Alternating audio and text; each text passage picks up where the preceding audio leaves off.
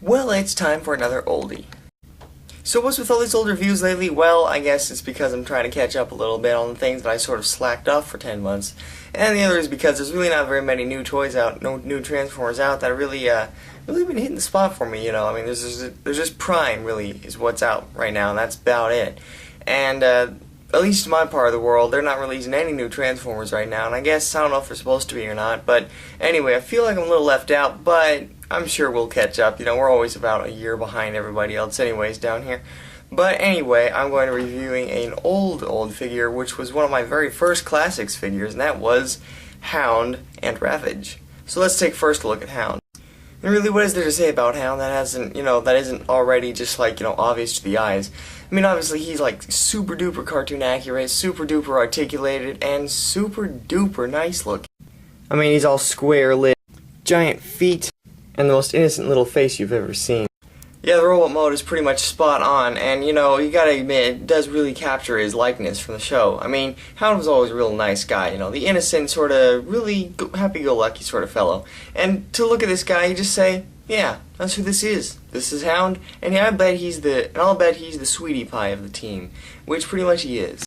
That's not to say he's not packing heat, which, well, packing heat for him is called a hologram gun, which is kind of lame, but still, it's his thing.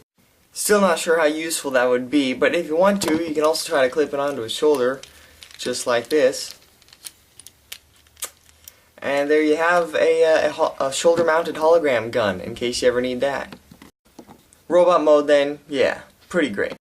As for the alt mode, he transforms into this nice little, brightly colored little army jeep. It's so cute, too. The transformation on this guy is actually pretty neat, and it's very similar to Prowl's, I'd say. I often find myself doing it sometimes, even. It's pretty fun to do, and it's not that complicated, either. And man, does it ever roll. Those are some serious wheels on that thing. Who would have thought that a little army jeep could be so cute and innocent? And if you want to make it even less threatening, go ahead and slap that giant hologram gun up there for some awesome hilarity.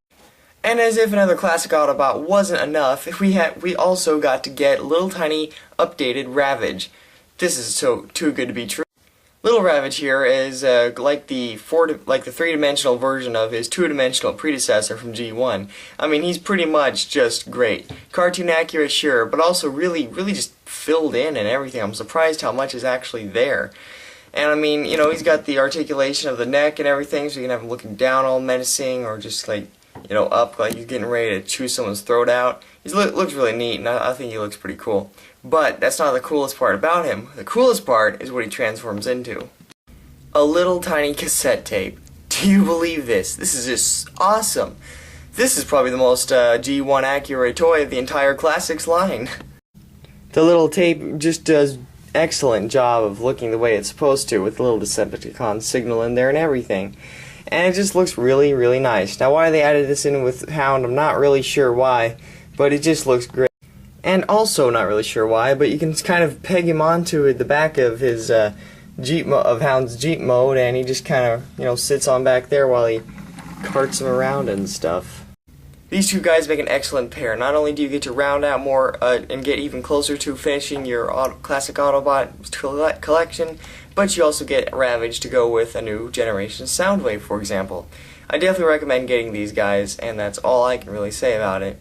So until next time, this is Hound and Ravage, and I'll see you guys later.